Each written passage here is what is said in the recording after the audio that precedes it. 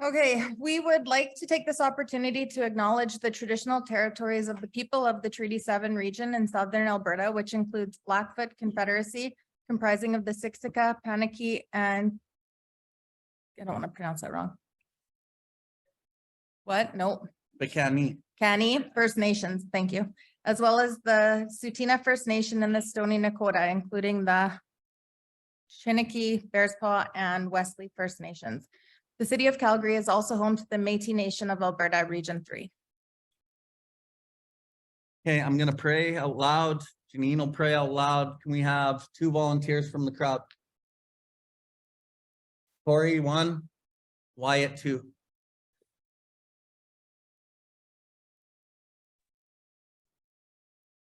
Kahiu, Pisagam Pisam, no Gate Wasting, Xana Puyutan, Okawi Mau, Ai, Victimagano, Creator, Creation, God. I ask for your guidance today. I ask for your willingness and your courage and your strength to try to do a good study here today. I ask for the experiences in my past life and the experiences in my most recent experiences and whatever I need to do to bring to the surface to help heal myself and to help others. Creator, I ask for the words and the clarity of mind today as we get into this, and I ask that you shake away the jitters. I ask that you keep an open mind for myself and everybody in here, that we're able to learn something new about ourselves, about the program, and about our Creator. I thank you for the opportunity, my God. Hi. God, thank you for this opportunity to use this space to get together and work on bettering ourselves and connecting, learning how to be happy and effective in recovery, and learning how to have true friendships with people for the first time for some of us, and learning how to keep those friendships for the first time for some of us.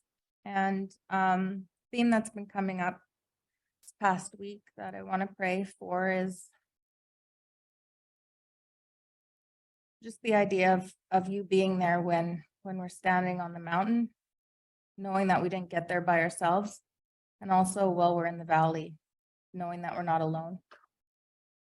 And learning to have humility in both those cases, humility to know that we can't do these things on our own, and that when we're alone, humility to know that we can ask for help. So we're right where Janine ended us last week.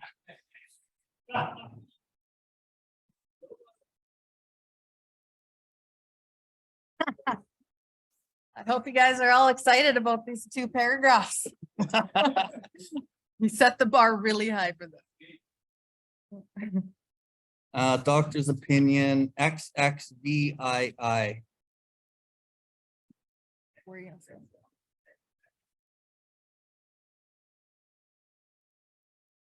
Let's reread this. Okay. Where do you want me to stop?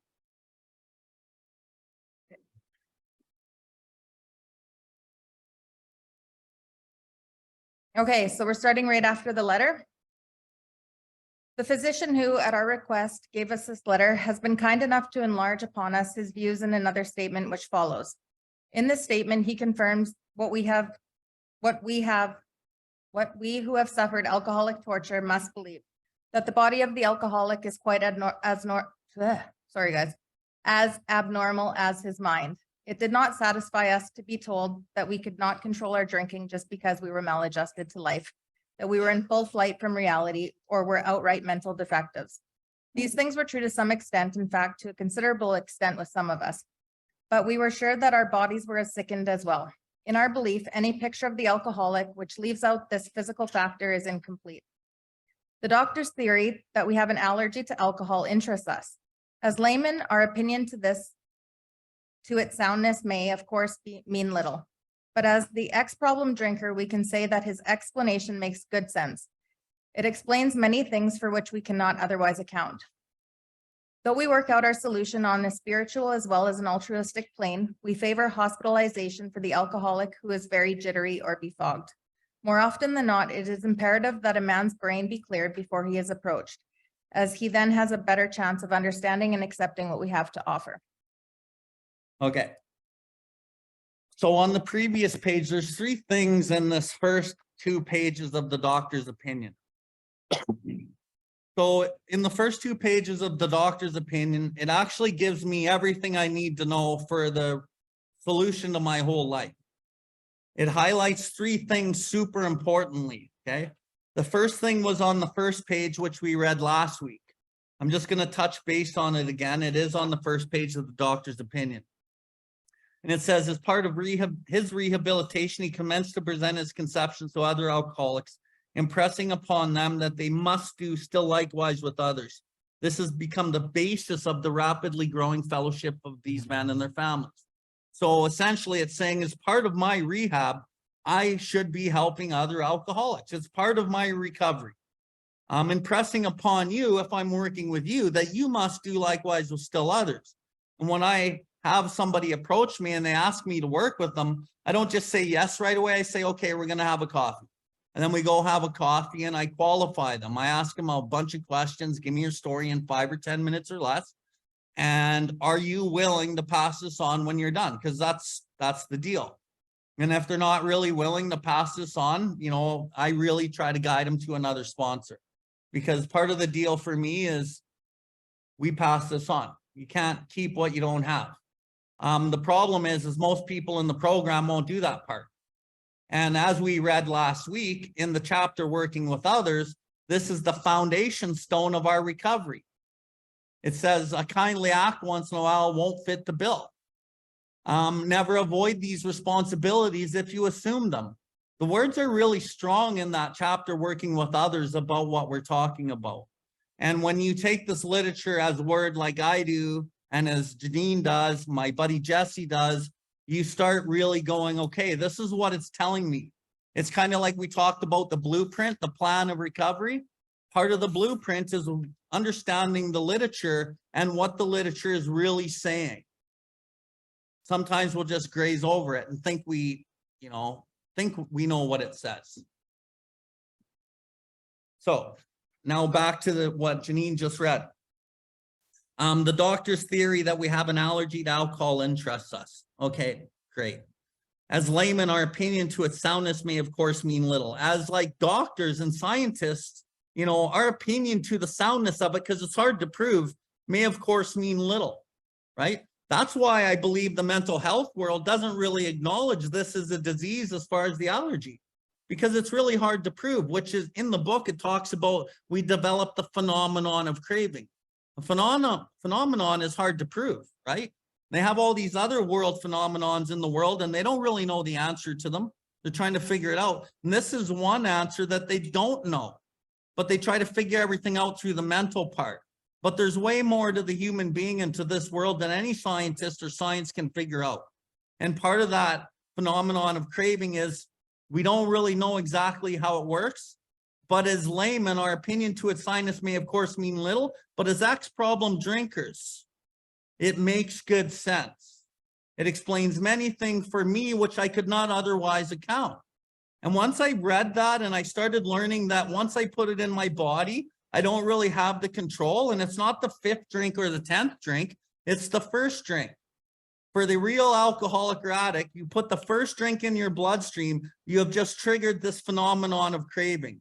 And you may have not been an alcoholic at some point in your drinking career. Maybe you were a moderate drinker, graduated to heavy drinker, and eventually you became allergic to alcohol and you have this allergy now. Or maybe you had it from the first time you drank. So it doesn't even really matter how you got there. The point is if you are that, and if you go through this material of step 1, you will know that, then you have but 2 alternatives. One is to go on to the bitter end, blotting out the consciousness of your intolerable situation, or the other one is to accept spiritual help. And me as a sponsor working with so many people, Janine would back me and my buddy Jesse would back me, that is the facts, right? And most of us could probably believe that about ourselves. Without this program and the spiritual help, we'd be fucked. Excuse my language. I'm trying not to swear so much. So and it makes good sense. It explains many things for which we could not otherwise account. Okay, so that explains the allergy. But what about the crazy thinking? What about the selfish thinking? What about how I work in fear and jealousy and judgment? You know, when I first heard my sponsor speak, those are the things that he explained, many things for which I could not otherwise account. He explained in his speaker tape, the first one that I ever saw, he was me. And I think like that's the benefit of what this study does, is we're able to get into your mind. And this is more later down the road in this study, because we get into so much of the defective character. We barely focus on the substance, but we're getting into your mind.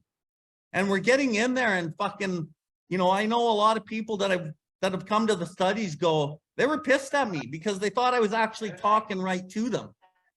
And how many people have said that, like everyone in the study, because that's what we're doing.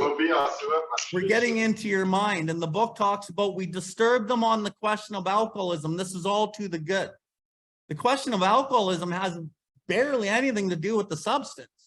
It has to do with this crazy shit that goes on in my head. That's the question of alcoholism. That's disturbing you on that. And like I said last week, we're going to say things that are going to shift things in you, and it's going to make you think. Sometimes you're going to be mad at what we say. Sometimes you're going to have the light bulb go off and it's going to go ding, because we're going on the inside and we're stirring shit up. So like I said, if you do get stirred up and you do get triggered, you know, don't leave. Come talk to me. Come talk to Janine. Keep your eye out for those people. Go talk to them, because this disease is in full effect when we get into those states of mind. Okay?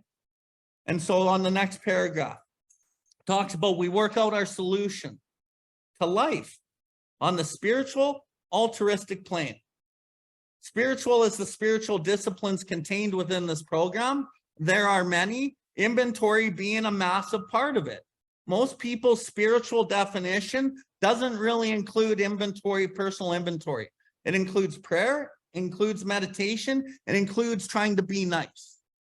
Well, for real spiritual growth, we have to look at our actions and behaviors and motives. And we have to bring those to the surface and want to change them. But first, we got to see what they are. And this program actually reveals what those things are. And through the disciplines, which is why step 10 and 11 are disciplines, 10 is an inventory step, and 11 is a power step. Once we relinquish self, we will be of service. That is the way that it works, because we're wired to be of service as humans, but we are trained to be selfish by society. So we work out our solution on the spiritual. And I always like to say the altruistic plane is actually more important than the spiritual. Okay, it's equally as important, but it's kind of more important. Does anyone know what altruistic means? Others focused? Basic idea? Okay. Okay, those are all decent answers. I'm going to quote the one out of the dictionary. Unselfishly devoting oneself to the welfare, happiness, and well-being of others. Again, unselfishly devoting oneself to the welfare, happiness, and well-being of others. So when I first started doing service in this program back, 8 years ago when I got sober, and I finished my steps and I was chairing meetings, and I wasn't doing any of that unselfishly. I was doing it very selfishly because I didn't want to die. I wanted to stay alive. So I listened to my sponsor, and I was told by members and people in the program that you do service. I didn't want to do that shit. When my phone would ring and it was a new sponsee, I didn't want to answer it, but I did it, right? And maybe I'd go help somebody looking for a pat on the back. So I wasn't doing any of these acts of altruism. At that stage, it's an act of altruism. It's not altruistic because I'm not doing it unselfishly. I'm not dedicating my life to the service and welfare and happiness of somebody else. I'm doing it for me. So it's very selfishly tied. So just because you do an act of altruism doesn't mean it's altruistic. But we got to start somewhere, right? So it's a good place to start is to do the act of altruism, go against what your ego wants to do and go ahead and help somebody. go chair a meeting, answer your phone reluctantly. That's how it has to start, honestly. And then I noticed about, maybe 100 sponsees in or a couple years in, I started going, wow, I feel good when I help people. And then I'd feel like shit. And then I'd be like, I want to feel good. So I'd call somebody and say, hey, do you want to do some work? Can I chair a meeting? Because I knew that it made me feel good. So the motive is still me. So I'm still doing it because I want to feel good, but I'm not quite as selfish in the motive as I was when I started. So the act is still not altruistic because there's a selfish motive there. So as I do these reluctant actions and I get to a place where I'm doing it a little less reluctant, but I'm doing it still because I want to feel good. And most of us, we say, I feel so good when I do that. And then we do that because we like that feeling, right? We got to really discern, is it altruistic yet? Or is it still, I'm looking for something? Okay. And a lot of people will sponsor because they don't want to be left out or whatever the reasons. And you got to look at the motive behind it. But down the road, I think what happens organically is you just want to help people without reservation. It's without reservation. So the step 7 talks about without reservation. And that's what we want to get to. Doing these things unselfishly, devoting ourselves to the welfare, happiness, and well-being of others without reservation. What's the reservation? I usually think, am I going to lose something that I have, or am I not going to get something I want? How am I going to look? Once that's gone, then altruism is actually playing its part in your life. And that's really important because that's where the solution lies. That's where the freedom really is. That's the goal. And that is what step 7 is. Want to add anything?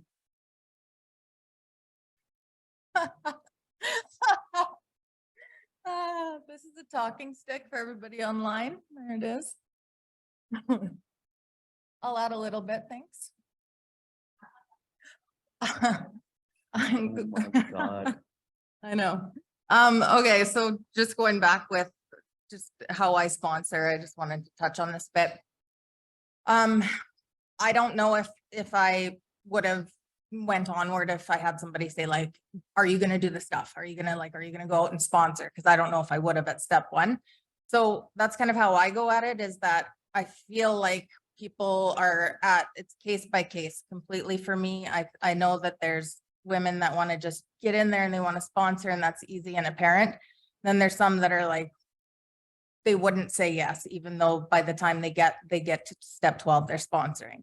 So I think it's important to consider that too. And I don't have like a hard and fast on, you need to get out there and you need to sponsor. I think that if a person is really willing to get sober and to make changes in their life, that they can be coached and they can be supported in making that transition.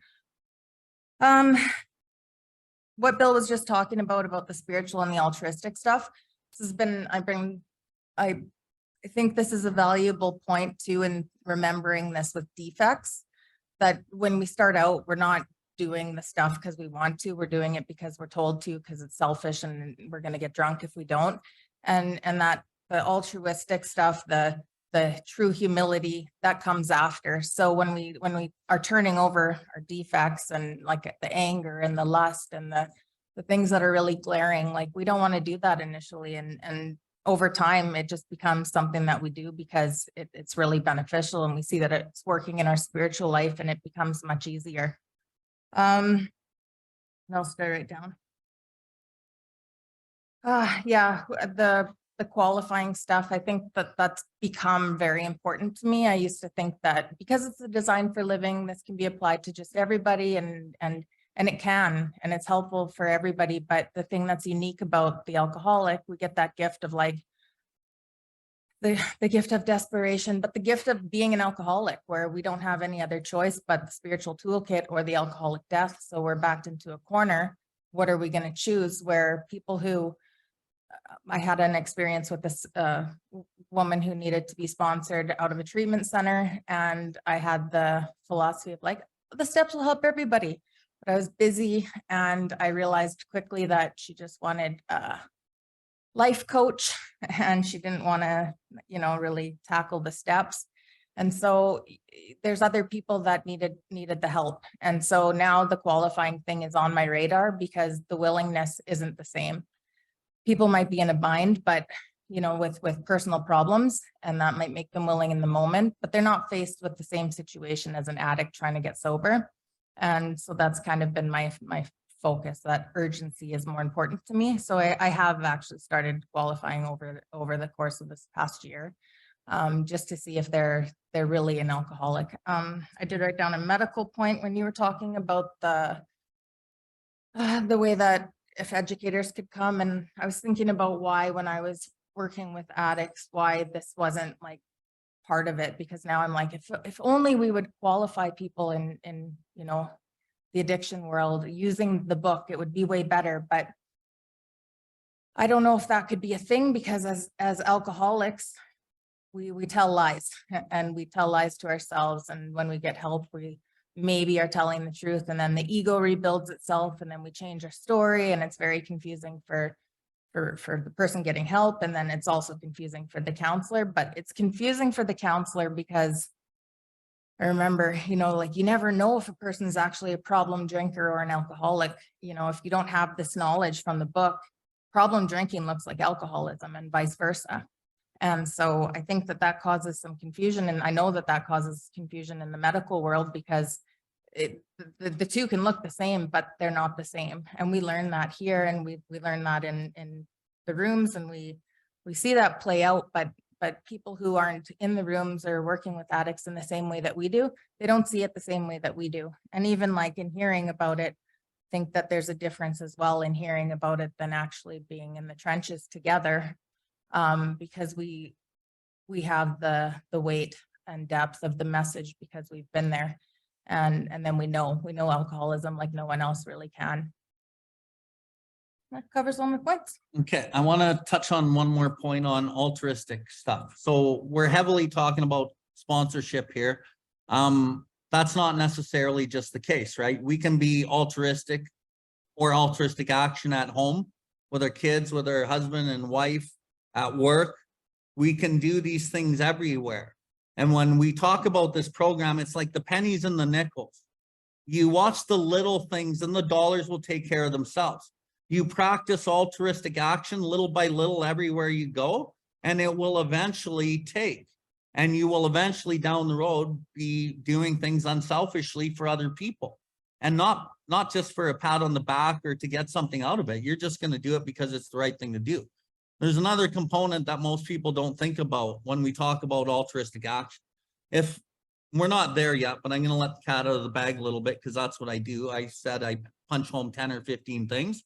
If selfish self-centeredness is at the root of my trouble, then I need to be rid of self, okay?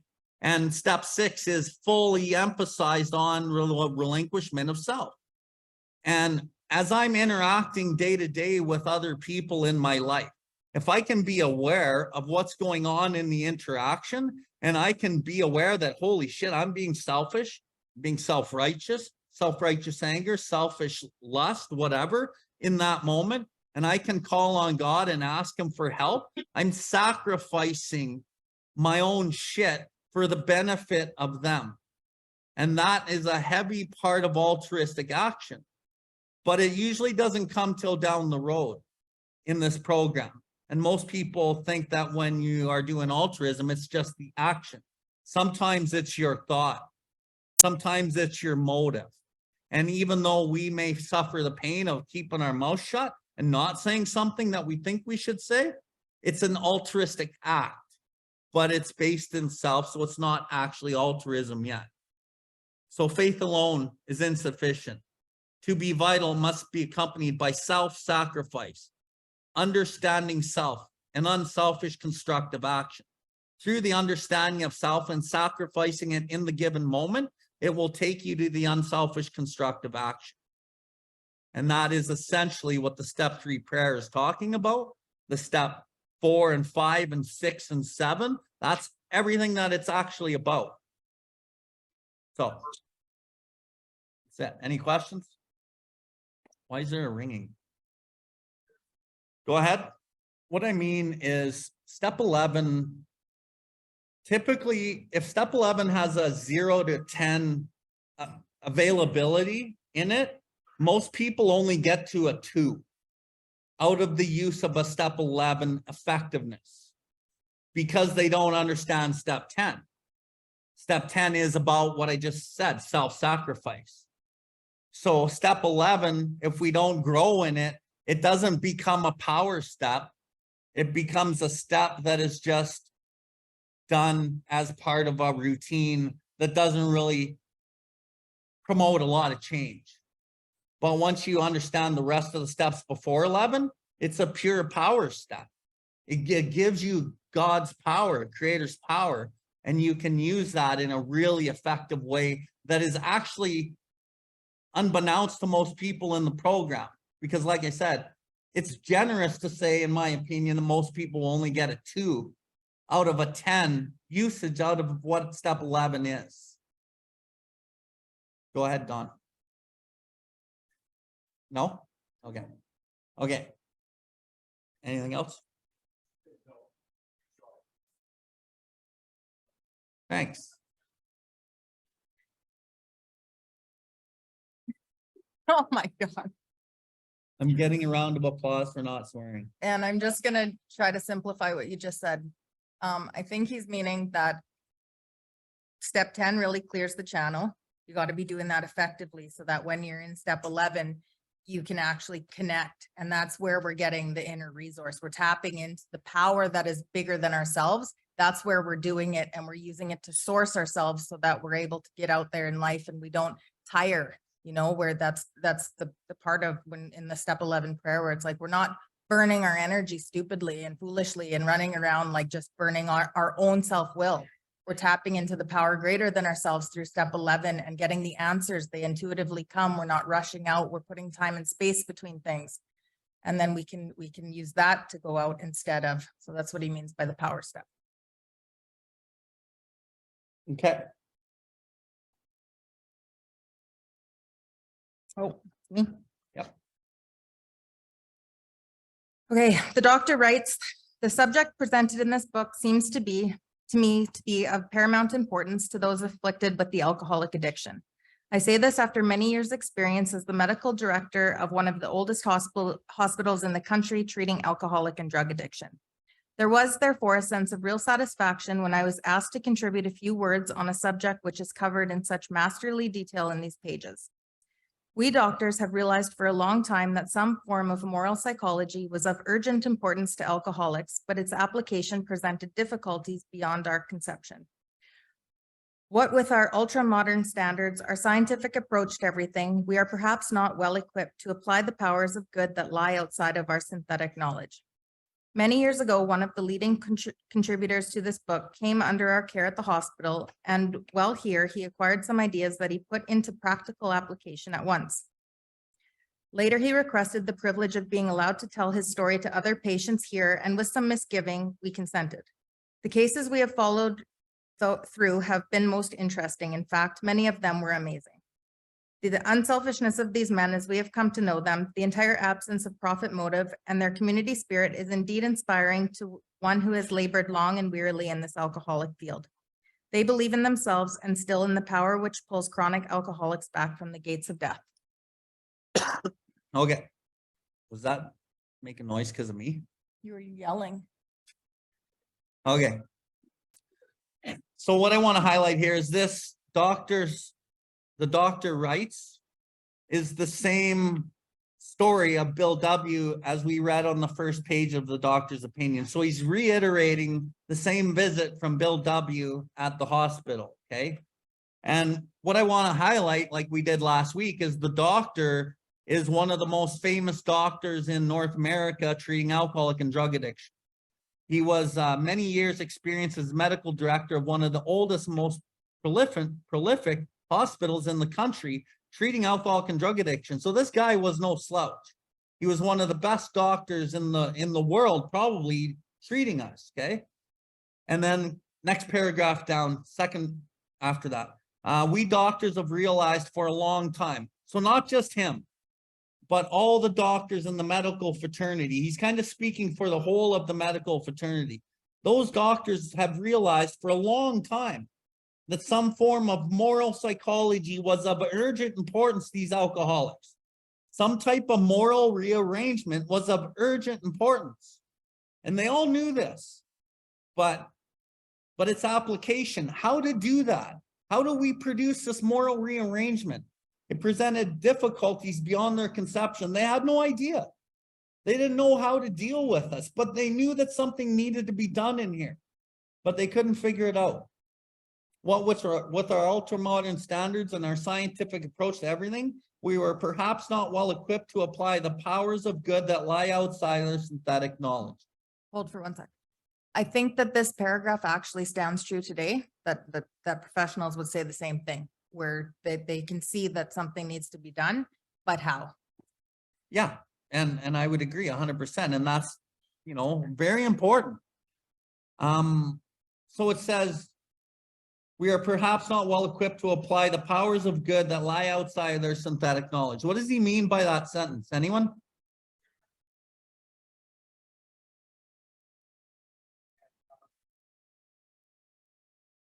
Okay, Chad nailed it.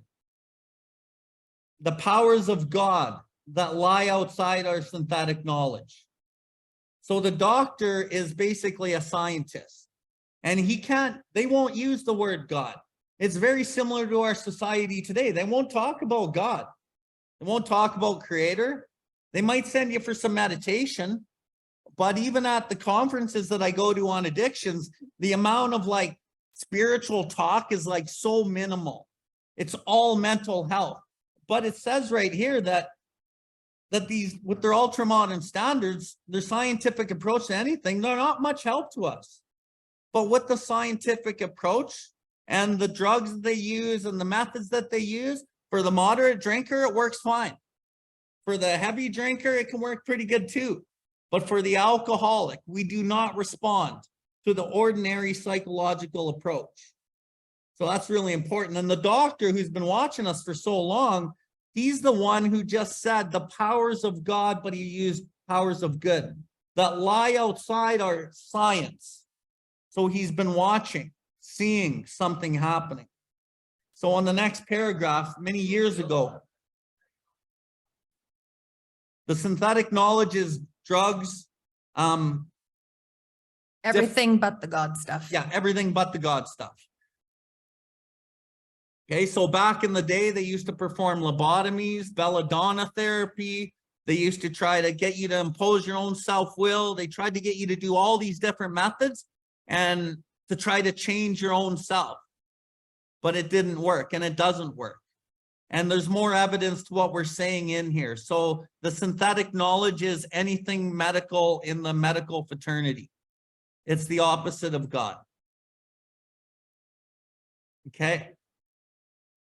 So many years ago, go ahead. Okay, sorry.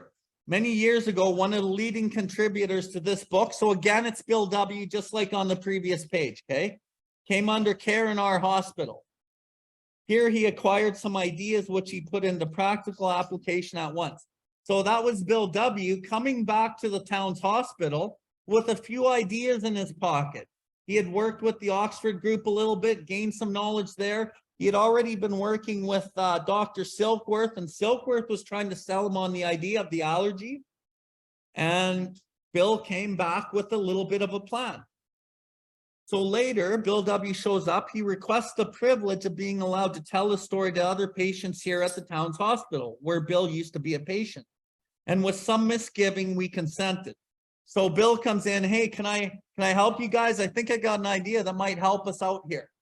And the doctors are like, dude, you're just a stockbroker that's an alcoholic and you're hopeless. And like, I don't know. And with some misgiving, they consented. So they decided, okay, we're going to give you a shot, but we're going to fucking watch you. I feel like it went down kind of like, I don't know what we're doing, and this is really unethical. That's what I was saying last week, where they're like, okay, well, we're willing to just try anything because we've tried everything we can think of and nothing's working. And also just to the point of sponsoring, when the question comes up to me, like, how early is too early to sponsor? I go back to this part and I'm like, I don't know, like Bill was sponsoring in his hospital gown. So I don't know. So with some misgiving, we consented. The cases we have followed through, though, have been most interesting. So the doctors are watching, and they're watching Bill go to these different people. And Bill's not talking much about their alcoholism.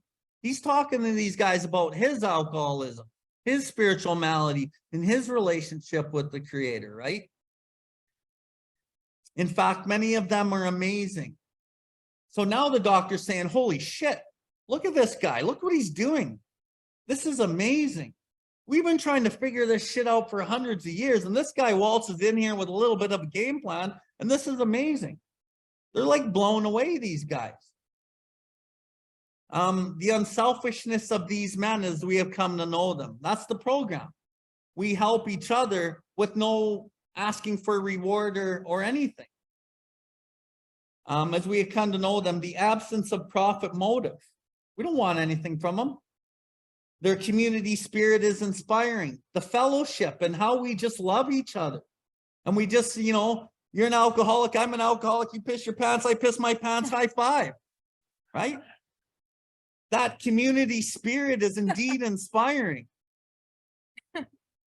To one who has labored long and wearily. That's really descriptive. This doctor's labored long and wearily in this alcoholic field. Basically to the point where he's burnt out. Like, you know, imagine having to try to help us for like your whole life and not actually having a solution, what that would do to you. I can barely handle it at all normally. Like back in the day before I was an alcoholic, my brother was an addict, alcoholic, and I was kind of sober, but I would try to deal with him and I'm like, how do I even do this? I can't even like sit with this guy. Right? So imagine this doctor and all these doctors, like how burnt out they would have got, trying to impose their will. This is awesome. They believe in themselves and they believe more in the power, which pulls these chronic alcoholics back from the gates of death. What I like to say here is, for me, I believe in myself today. I didn't always believe in myself. I had a lot of self-worth issues. My whole life was based on what you thought of me and how you viewed me, how much money I made, what I drove, where I lived, what I looked like, how I sounded. My whole self-confidence was based in what everyone else thought about me. And then I lost it all. Pride goeth before the fall. I fell. It was all gone. It was blackness. And then I came here and I've done this work. And I built a good, strong relationship with my God. And I believe in myself today. But I believe much more in the power that pulled this chronic alcoholic back from the gates of death. With my relationship with God, I can be the best version of me who I ever wanted to be. And I can be lifted up by that power and feel good and confident. And when I make decisions, I'm not making decisions out of fear and insecurities.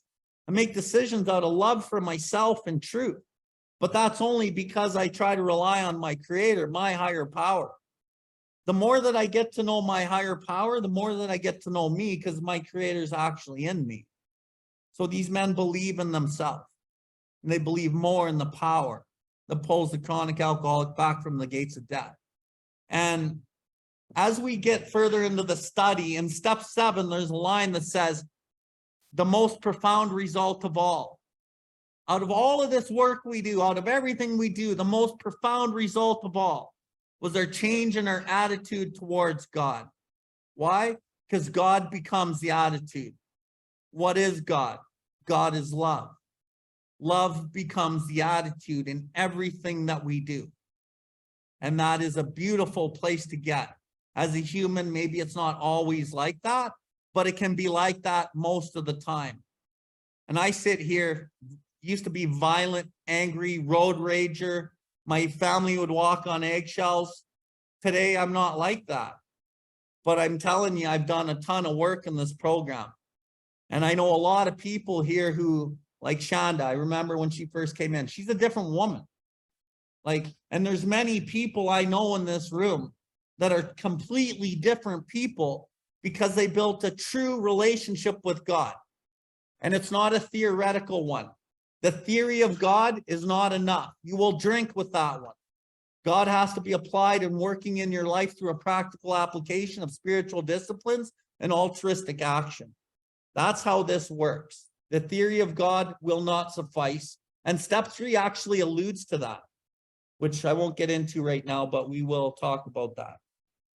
I just want to add to that truth is also part of how I explain like the attitude of God, because sometimes people can think Bill's pretty mean.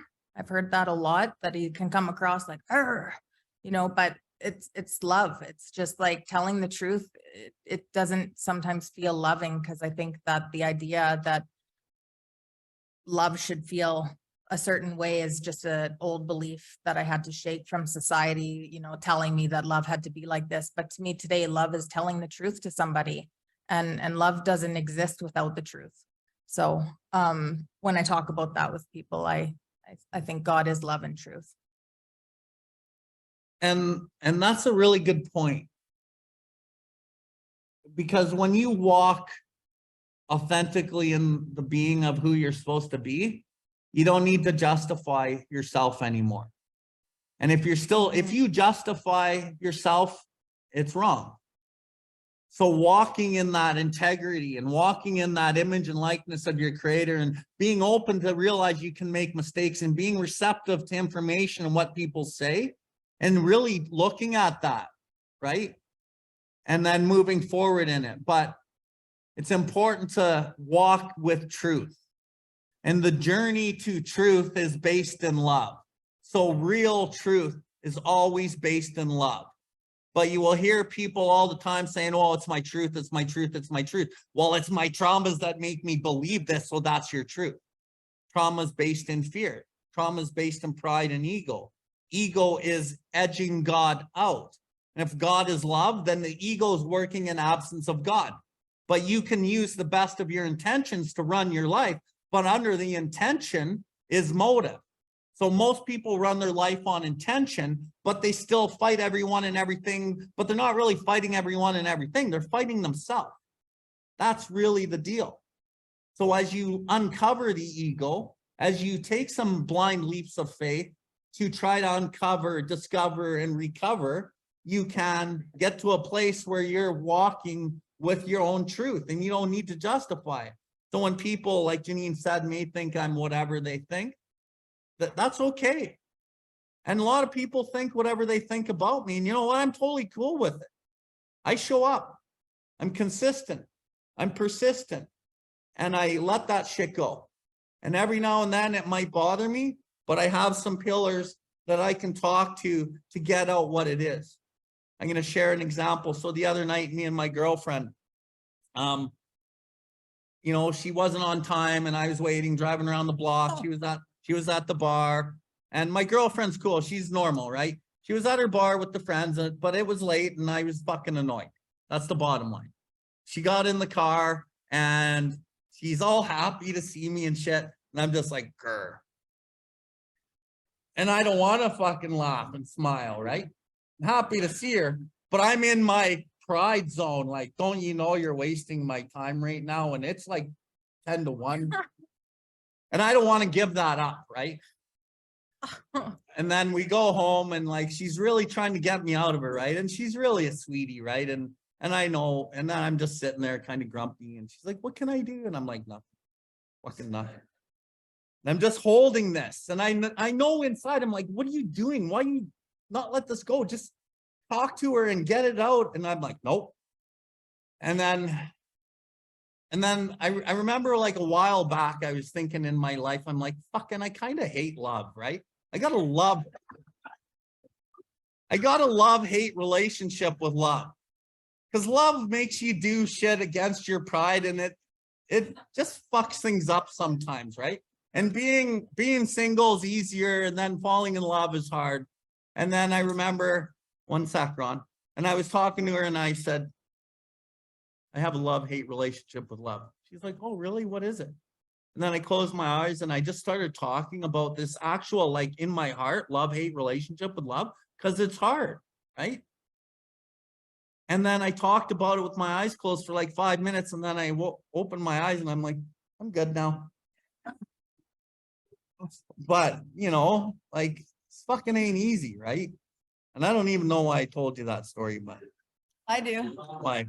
So that I can say, and then she turned to you and said, Bill, time is a colonized thing and we are an abstract. We just flow with it and there is no sense of time. We don't, it was ish. She was just having her time till she was done. Ish. Oh my God. She got there when she got there.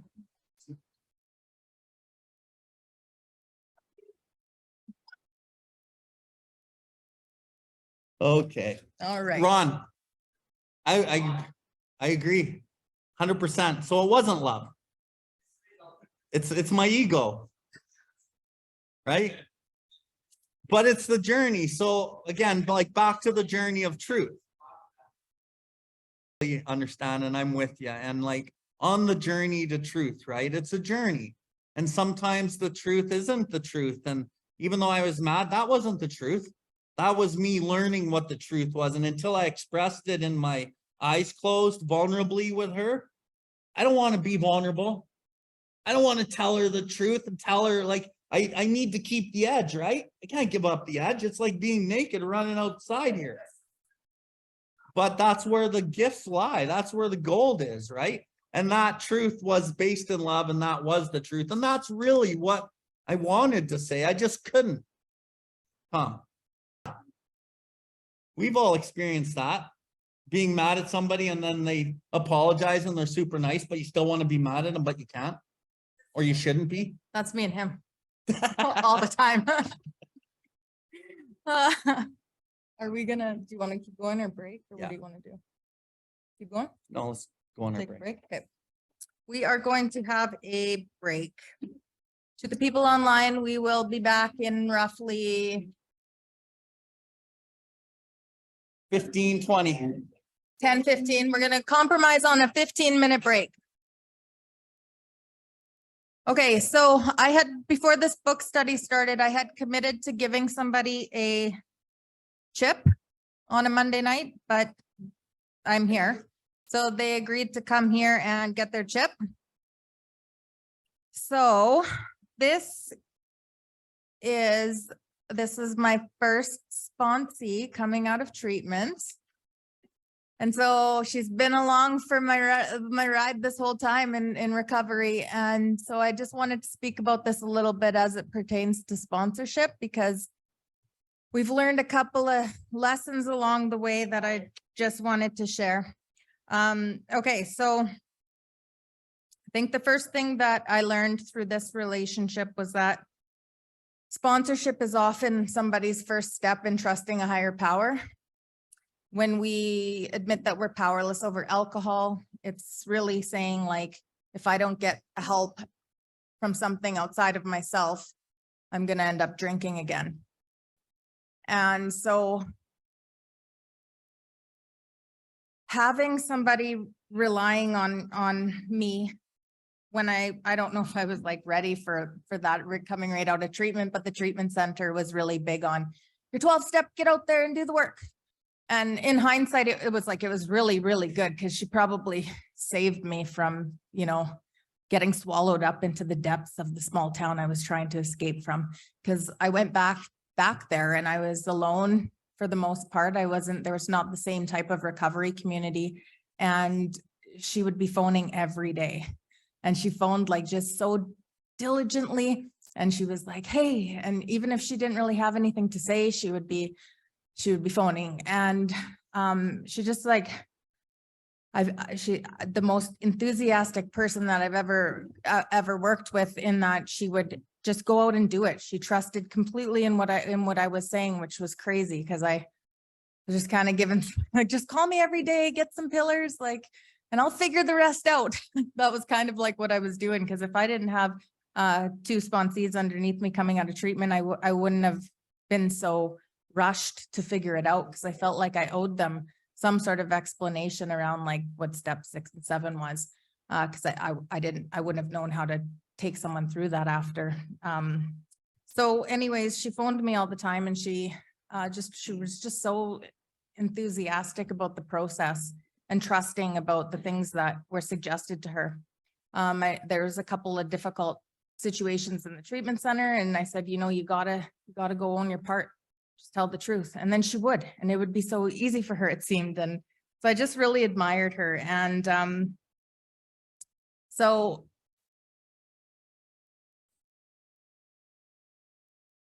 I guess Bill was a big part of this for us, because I'm talking about Shanda. And so Bill was in front of me, kind of coaching me through what was going to come. And this is the whole idea around sober patterns, where I was really feeling lost, like it was early recovery and I didn't know what I was really doing, but I knew what I didn't want to do. And I didn't really know how to like go into the unknown. I was falling into, trying to go back after jobs I thought I needed. And I was going through all these things, right? And then so Shanda was also calling, and we were going through these things together. And we were it was crazy. I think back of all the things. And one of the things that was big was she was calling and she was like, how do I know if God's a theory? And I'm like, let me ask Bill. So and then I would call Bill, and then he's like, I don't know. And it was so confusing. And it's hard to explain what God is. God a theory? God's a theory to me. Like I explain to people now, like God's a theory until it comes to your step 6, where now you're either at a place where you're going to choose comfort and do what you always did, or you're going to choose character building and do the thing that you don't want to do. And when I was doing that, and when she was doing that, it was all the shit we didn't want to do. And there was lots of fear around it. Mostly there were so many big fears for both of us. We had like these external, like I had a window to move, and she had, some challenges going on in the family, like some external pressure. And so it really just like shaped my understanding of recovery and of sponsorship, and of the importance of having other people who are able to guide you in a way that is from the book, so that the messages are consistent. And like I wasn't ever getting like just opinions. It was always like back to the book.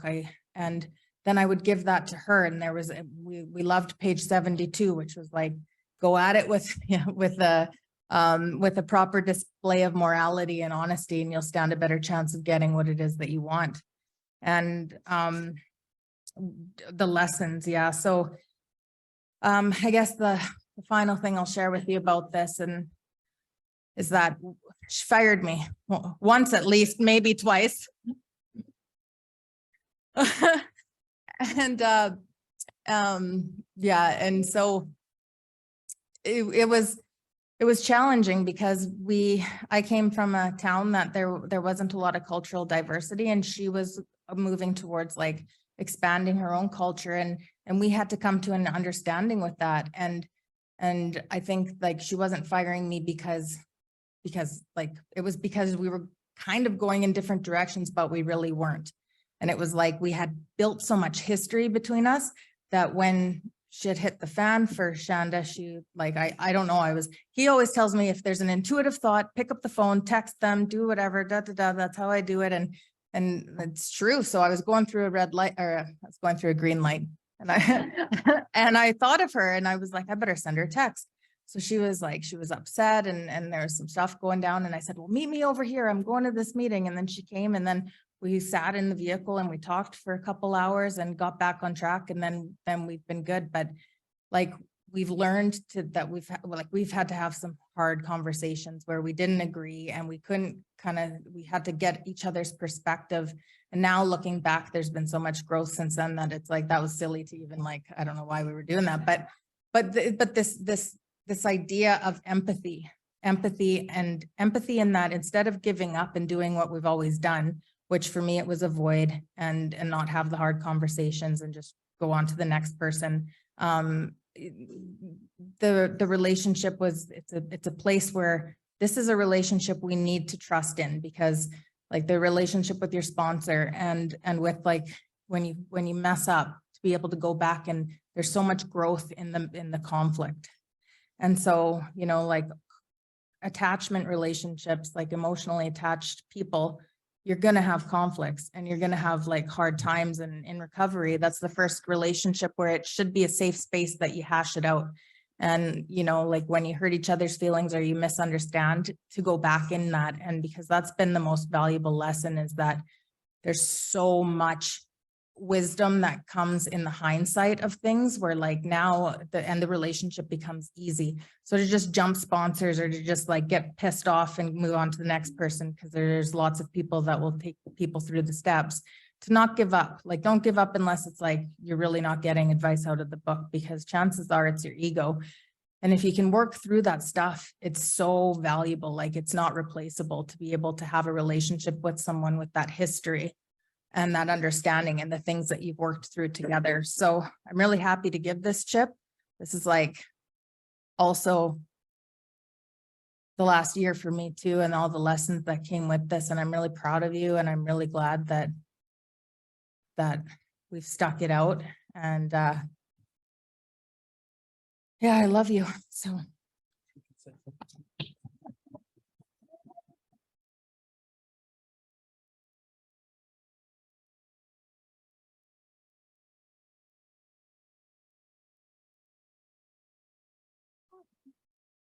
Hi, I'm Shanda. I'm an addict. So the biggest, it was the truth telling. It was truth telling. Not that I'm a liar, but those hard truths that I wasn't able to speak on. That's where I faltered. And this wasn't very long ago where I faltered. And I was like, I was falling and I was really worried. And so when she sent me that text, I just left a visit with my kids, who are now in my care, by the way.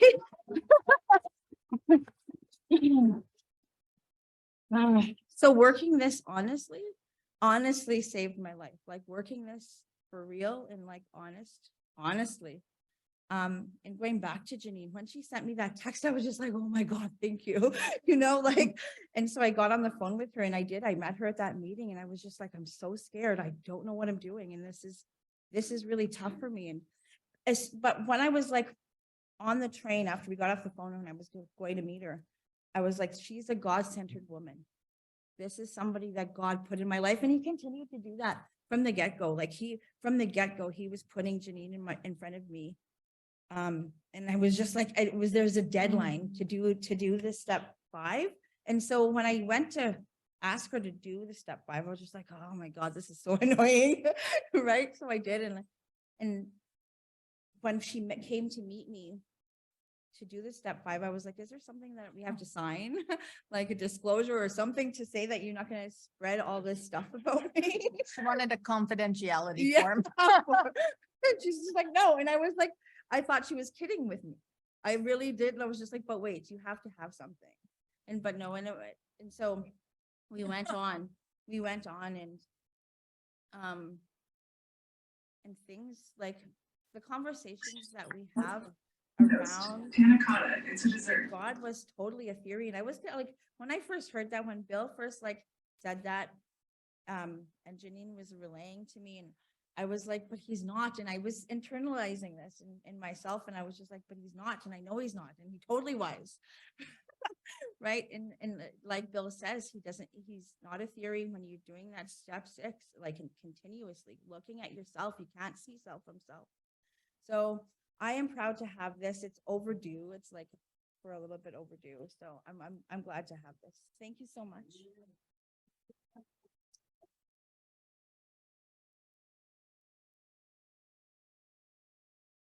Okay, and just quickly before we get going, sorry for the people online. I'm not sorry, actually. This is kind of the gifts of recovery, and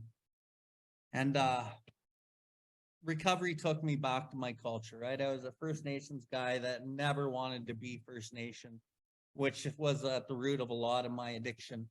I've come a long way in my culture and learning and growing and, you know, doing the things that I do within my culture now ceremonially, and I won't get into that. But I met a guy along the way in recovery. His name is Shane B, and he's in the room tonight. And he's often volunteered to help me and my elder and the guys that I Sundance with to get wood or sweat or to do whatever it is, right? Shane's always there to be of service. He's always, you know, wanting more. right? And, you know, I had this drum given to me by a guy that I know at work, and I already have a drum, and it sat on my desk. And the other day, it was about a week ago, I just had this intuitive thought, I'm going to give this to Shane, right? I know he's got a drumstick. He's got a drumstick, but he's got no drum. So I just want to give this to Shane.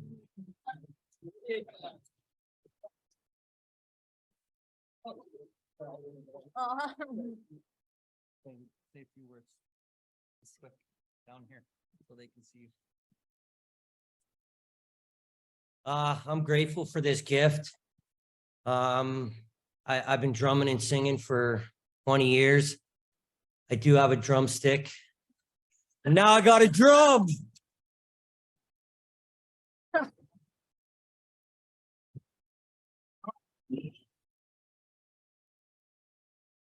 Okay, let's get down to business. So we will finish the doctor's opinion tonight, and that's probably about it. Which is good. Could be worse. Janine's been talking a lot. Okay. Are we only there? Of course. Okay. Yeah, right. Okay. So of course, the alcoholic ought to be freed from his physical craving for liquor. And this often requires a definite hospital procedure before psychological measures can be of maximum benefit. We believe, and so suggested a few years ago, that the action of alcohol on these chronic alcoholics is a manifestation of an allergy, that the phenomenon of craving is limited to this class and never occurs in the average temperate drinker. These allergic types can never safely use alcohol in any form at all, and once having formed the habit, and found they cannot break it, once having lost their self-confidence, their reliance upon things human, their problems pile up on them and become astonishingly difficult to solve. Frothy emotional appeal seldom suffices. The message which can interest and hold these alcoholic people must have depth and weight. In nearly all cases, their ideals must be grounded in a power greater than themselves if they are to recreate their lives. If any feel that as psychiatrists directing a hospital for alcoholics, we appear somewhat sentimental, let them stand with us for a while on the firing line. See the tragedies, the despairing wives, the little children. Let the solving of these problems become part of their daily work and of their sleeping moments, and the most cynical will not wonder that we have accepted and encouraged this movement. We feel that after many years of experience that we have found nothing which has contributed more to the rehabilitation of these men than the altruistic movement growing up among them. Okay, let's stop there. Okay, back to the top of that page, XXV III. It talks about the phenomenon of craving is limited to this class and never occurs in the average temperate drinker. These allergic types can never safely use alcohol or drugs in any form at all. And that is the alcoholic, okay? We have this allergy and it doesn't occur in an average temperate drinker. Even in a heavy drinker, he does not have the allergy. Moderate drinker for sure does not, okay? We can never safely use drugs or alcohol in any form at all ever again. So there's a lot of people that just think they're alcoholics or they're just addicts. It doesn't matter to me. If you're an alcoholic, you're an addict. If you're an addict, you're an alcoholic. At some point, this will take you down to the bottom, like very bottom. The other thing is that us as people who might get injured or have, you know, medical issues, we go to the doctor and they give us painkillers and morphine or whatever it is, fentanyl. You know, I can't tell you how many times I've seen a relapse start at the hospital when somebody took some painkiller just to ease the pain because the doctor said it was okay. So we got to be really diligent when we go to hospitals and they're going to administer sedatives to us for whatever it is or painkillers. And we got to be really careful, but that's where alcoholism kicks in. Because the person will be like, wow, I'm at the doctor. This is supposed to be like this. But in the back of their mind, they know this is a bad idea, but they go and try to seek some vicarious pleasure out of the drugs at the hospital. But once it hits our system, it changes us. So a lot of these people come out and they end up getting back on their substance of no choice. You know, I really love the DOC, right? Drug of choice. What's your drug of choice? It's actually your drug of no fucking choice. This isn't a power of choice, right? But in the medical fraternity, it's drug of choice. It's for us, it's drug or alcohol of no choice. We have lost the power of choice. Next paragraph, frothy emotional appeal seldom suffices. Most people know what that is if you've been in the book and you're sponsoring, but a lot of people don't. What that means is people will beg you to quit drinking and you won't be able to quit. It will seldom suffice. Your kids, stop, Dad, stop. Just, you know, can you please just stop for me and, you know, Johnny? No, he says yes, but he can't stop. For the wife, for the job, frothy emotional appeal for the real alcoholic and addict seldom suffices. Okay. The message that can interest and hold these alcoholic people must have depth and weight. So the message that can interest and hold you guys as alcoholics must have depth and weight. The depth is experience. The weight is something's working. So when we go into a meeting and we're sharing our experience, strength, and hope from the podium, the way that we go about this is we share the depth of our experience and the weight of what's working. That's the message that can interest and grab these alcoholic types. And you stay consistent with that. Far too often we go to meetings and people are sharing bullshit. They're sharing their drug logs. They're sharing, my cat pissed on my bed this morning and I don't know what to do, right? There's a ton of meetings that don't have a step as a topic. When you don't have a step as a topic, you're subject to your own opinion, theories, and ideas. And what does an alcoholic like to talk about most? Themselves. So you just open up a can of worms for a whole bunch of nonsense at a 3-topic discussion or at a meeting that reads the daily reflections only. It's morally and philosophically comforting. And I can tell you there's meetings that are full of fucking potheads that are at those philosophically comforting meetings because they're not talking about the stuff. We're not talking about this illness. So it's really important to know when you're sharing or when you look for your sponsor, what did you look for? Like there's a reason why, you know, this place is full, right? Because it's probably a message that has depth and weight. People want a better life. They want the best life, right? And I don't pull punches on the talking about the illness. I'm disturbing people on the question of alcoholism everywhere I go. And I piss people off. But at the end of the day, like I heard somebody tell me today, you're speaking from the heart. I do, man. That's what I do. I don't fucking want nothing out of anyone here.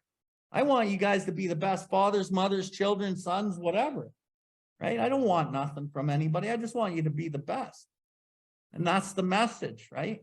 We talk about the illness, which is the defective character, which is what we will do more as we go. And then we talk about the solution to that, which is the relationship with God. That's what people want, man. They want a good life, right? So that's important. And it talks about it more in the next chapter that we're going to do. There's a solution. But in nearly all cases, it says nearly all. So not every single case, but nearly all.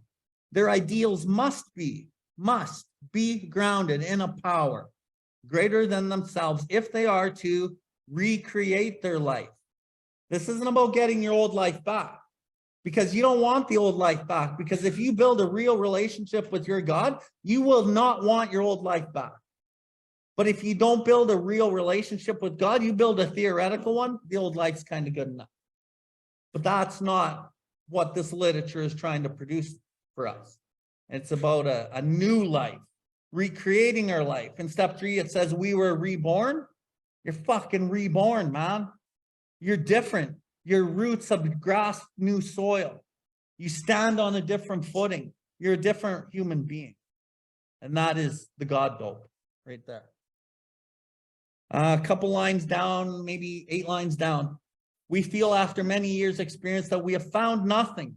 Remember, this is the doctor, the medical fraternity. We have found nothing, zero, which has contributed more to the rehabilitation of these men than what? The altruistic movement now growing up among them. This movement of all these fellowships, the 12-step fellowships, they are an altruistic movement for these men and the families. The book was actually designed for the real alcoholic to follow directions. The suggestions are for the medical fraternity, for the family, and for the non-alcoholic, for the employer, to the wives. But for the real deal, when you read the original manuscript, which I'll just kind of allude to now, when we get to the step 3, we're going to be doing the original manuscript, not the big book, even though it's the same, but it's different. And why? Because it'll punch home really what we're actually trying to do with our creator. Okay, that's all. Men and women drink essentially because they like the effect produced by alcohol. The sensation is so elusive that while they admit it is injurious, they cannot after a time differentiate the true from the false. To them, their alcoholic life seems like the only normal one. They are restless, irritable, discontented until then they can again experience the sense of ease and comfort which comes at once by taking a few drinks. Drinks which they see others taking with impunity. After they have succumbed to the desire again, as many so do, the phenomenon of the craving develops and they pass through the well-known stages of a spree, emerging resourceful with a firm resolution to not drink again. This is repeated over and over and until the person can experience the entire psychic change, there is very little hope of his recovery. On the other hand, strange as this may seem to those who do not understand, once the psychic change has occurred, the very same person who had seemed doomed, who had so many problems he despaired of ever solving them, suddenly finds himself easily able to control his desire for alcohol, the only effort necessary being that he is required to follow a few simple rules. Do you want to go first or you want me to go? You go ahead. I'll just Okay. add. So men and women drink essentially because they like the effect produced by alcohol. That's why I drank. I love the effect produced by alcohol. This paragraph is probably one of the most important paragraphs in the whole book. So listen up. The sensation is so elusive. So when alcohol and drugs used to work for me, that sensation that I got when it worked for my solution to my life, it is now elusive. The sensation is so elusive that while we admit it is injurious, I know that it's bad for me. Okay? They cannot after time differentiate the true from the false. I have lost the power to tell you that this is bad for me. I know that it's bad. And I still want that effect of what it used to do when it worked for me. But that is now elusive. And I keep trying to grab it. It's like trying to catch a chicken. You try to catch a chicken, you're jumping all over the place. You're trying to hug them and you come up with a few feathers. And that's the kind of result that you get from the drink or the hoot after it doesn't work anymore. But you keep searching for that because there's a little part of your brain that says, I need relief. I need it now. What's always giving it to me? Ding, ding, ding, click. I need relief now. And you reach for the pipe or you reach for the whatever it is, drink, and you take it. And the sensation of when it actually worked for substantial amounts of time, it's now elusive. But because you got to rewire the brain, because the old brain needs the same relief, okay? To them, their alcoholic life seems the only normal one. Your alcoholic life is the only normal one, even in recovery, okay? They're restless, irritable, discontent. Here is the spiritual malady. Here is the manifestations of self. This is it right here. Restless, irritable, discontented. Unless we can again experience a sense of ease and comfort that comes at once by taking the first few drinks. So maybe we're kind of living our lives and we're going along and we're in untreated alcoholism. We're angry, we're restless, we're discontent, we're agitated. People aren't listening to us. Fucking road rage is on. Fucking the dog's pissing on my shoes. The kids are running in front of the hockey game and I just can't take it, right? I'm in the malady. I'm in self. And then it says, unless we can experience the sense of ease and comfort that comes at once by taking the first few drinks. So then think about this. If you've ever relapsed or in your old drinking career, I couldn't wait sometimes to get home and have that first hoot, right? The first hoot or the first drink. Then it was like, boom, everything's okay, like right now. Right in that moment, everything's okay. I'm present with my high. I'm present with that sip. I'm present. And I got a lot of ease and comfort out of that for a moment as I took that first one. And I got my ease and comfort from all of the bullshit that life's piling up on me in my own head. Comes out once by taking the first few drinks or whose drinks they see others taking with impunity. After they have succumbed to the desire again, the word succumb means fail to resist. After you succumb from living in the malady enough, you succumb to the desire. You fail to resist. You are powerless, stone cold sober of picking up that drink because you're living in the malady. And you succumb, you fail to resist, and you pick it up. Because you can't differentiate the true from the false. Because you are looking for the sense of ease and comfort that you need. The problem is that the sensation that you got over time, it doesn't work anymore. And then you put it in your body and it says, as so many do, the phenomenon of craving develops. Boom. I'm powerless over putting it in my body. And now I start the phenomenon of craving because it's in my body. And then I go through the well-known stages of the spree. My last spree was 6 years. 6 year spree. And we all know people who have had many years sprees. Some people are on sprees. The spree can last a day, a week, or months or years. And the spree will often result in overdose or accidents that kill you based on your being high or drunk. Emerging remorseful with a firm resolution not to do it again. You finally come out of the spree, you're beaten, you're guilty, you're shameful, and you snap out of in a firm resolution not to do it again. I'm done. This is it. I'm fucking done. That's all of us. This is repeated over and over and over and over. Unless this person can experience an entire psychic change, a moral and emotional rearrangement, like we read earlier in the doctor's opinion, that they knew was necessary, but they couldn't do it because they don't have the powers of God that lie outside their synthetic knowledge. We need a psychic change. We need to rearrange this shit, okay? There is very little hope of his recovery. So a lot of people come into the program, they don't do fuck all. A lot of people can get here, God opens a window, here, change your life. I'll crawl through the window, I'm going to do a few things, I start going to meetings. I start hearing how you guys got to go through all these steps and do some drastic shit. Fuck, that's a little scary. I don't know if I want to make amends. I don't know if I want to look at myself. I feel pretty confident that I'm not going to drink again. I call that the grace of God sobriety. Usually lasts anywhere from like a week. You might even get 8 months out of the grace of God sobriety. And why is it the grace of God? The grace of God means undeserved gift. You have a gift that you don't deserve because you haven't fucking done anything for it. That is the grace of God sobriety. Ron.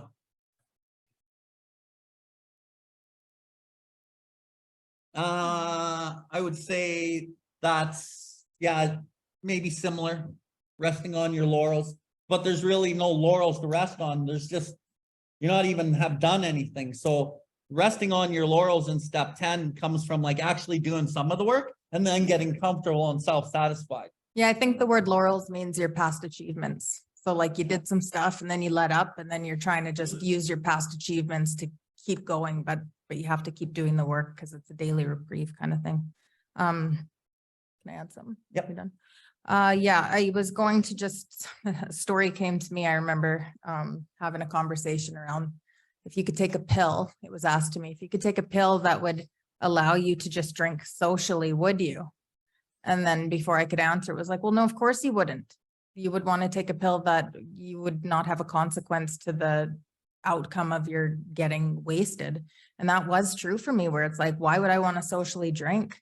I wouldn't want a pill to socially drink. I want to achieve that state of getting out of myself, to get out of the restless, irritable discontent.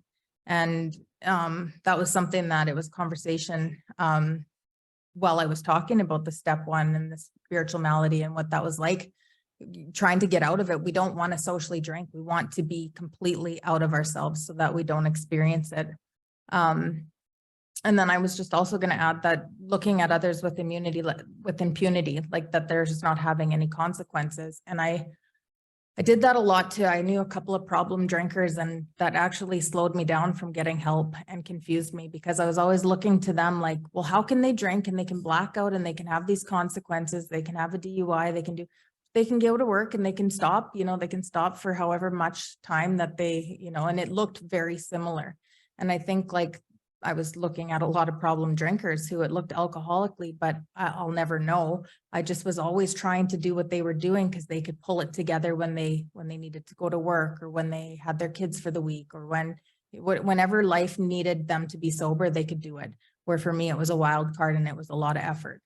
And so in the rooms, I see that happening too, that it can look like you can have people coming in who they were high bottom. Maybe they're alcoholic, maybe they're not. We kind of talked about this last week, where you don't know the state a person comes in, if they really are alcoholic or not, if they have the spiritual malady that demands that we do this.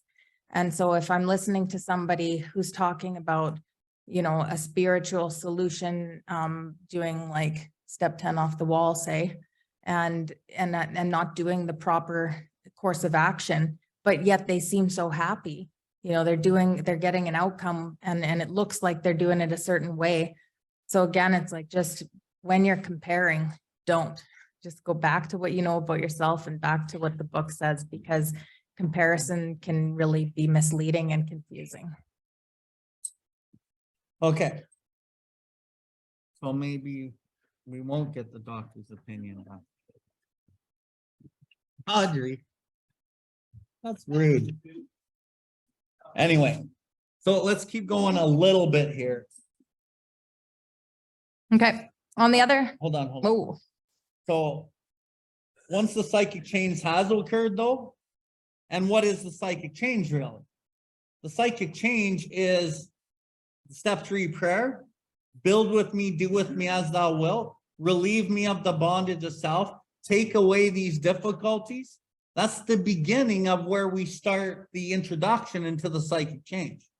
And as I get into the 4th step and I start seeing the shit that I'm doing that's causing my failure, my mind and emotional manipulation, and how my thoughts actually fuck me, and the world's not really fucking me, I fuck me. And then I learn more about that in the 5.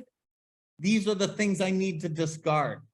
And then I become super willing in the 6, as willing as a dying man can be. The thing about the program is not many people talk about 6. They don't talk about the character change and the character building. We talk about just don't drink. Just don't drink. You'll be okay. If I don't take the first drink, I don't get drunk. How do you not take the first fucking drink? That doesn't happen without a psychic change. So with the psychic change, it says, the same person who seemed doomed, who had so many problems he ever despaired of solving them, suddenly, easily finds himself easily able to control his desire for alcohol. The only effort necessary of that being required to follow a few simple rules. Requirement is a must. We follow the rules. The rules are the spiritual disciplines, working out our solution on the spiritual and altruistic plane. We work the spiritual program of action, not a theory or a moral and philosophically comforting idea of what God might be. That's what this book can be. Oh, me and God. Oh, yeah, I'm turning my will and my life over every morning and every night. And I'm self-willing these principles into my affairs, because I said sorry to somebody today and this is working for me. Next week, what the fuck happened? He was just at the podium saying how tight him and God were last week, and he's drunk on fucking Friday. Because God's a fucking theory, man. If God's a theory, then God's actually an effective mental defense. But the book says that we won't have an effective mental defense against the first drink at a certain point. So the ego attaches to the idea of God, just like the ego can attach to the idea that, look what happens when my kids are away from me. I don't want that. Like, it's the same kind of thing. The ego attaches to anything it wants. So we have to work this program through the practical application of what these steps and directions are actually teaching us. so he was telling me this stuff the first time that we went for coffee. It's a lot, like, it's a lot, and it didn't make any sense. And it's like, he's like, well, how do you, he's talking about step 10, and he's like, well, what is step 10? What is step? And I literally just met him. Like, and he's like, what is step 10? What is? And so I told him the step 10. He's like, stop doing the fucking step off the wall. I'm like, okay, stop yelling at me. I'm like, just tell me what step 10 is. You remember that? I didn't yell at you. Yes, you did. It was intense. So anyways, what I can say to just like simplify what he just said is like the micro moments that he taught me. It's like, just do the micro moments, which looks a lot like nothing. It looks like I'm really actually doing nothing sometimes, where I felt like I had to be like having some sort of something happening, but a lot of things that were happening, I look back and they were happening, you know, like even just attending a meeting or choosing not to reach out and like one of the things that was on my sex ideals for step 5 was don't text men when you're bored or lonely. So a lot of times that looked like nothing. That looked like, okay, what am I going to do instead? And then I had a list of what I was going to do instead. So I'd pick like call a friend, call a sponsee, hang out with my kids, whatever. So in that way, it looked like nothing. They were these small little micro decisions, but they weren't micro at all. And so the practical application, like I would get frustrated being like, well, I don't know if I'm a theory or if it's a practical, like, I don't know. And now looking back, it's like, it shifted slowly with the micro moments. And there was more times that I was not in the zone than when I was in the zone. And then that shifted. And then now it's like, I can see that I really do have a reliance on a higher power that's mine and not borrowed from somebody else or whatever. So if you're wondering how this all works out in a day-to-day, it's in the small moments and in the small decisions. And those are the big things that add up to a serene recovery and an ability to be effective. And like all those things take all the micro moments. And the big moments are actually, I would say, maybe not as important as all the little things that are happening in between. Okay. Thank you, Janine. That was awesome. So there's not much real deadly material left in the doctor's opinion anyway. We're going to stop there. We will read the rest of the doctor's opinion next week, but we're not going to go much into it. All the good shit we've already covered. There's a couple little things that we'll touch base on, and that'll be it. But we're going to end with a prayer.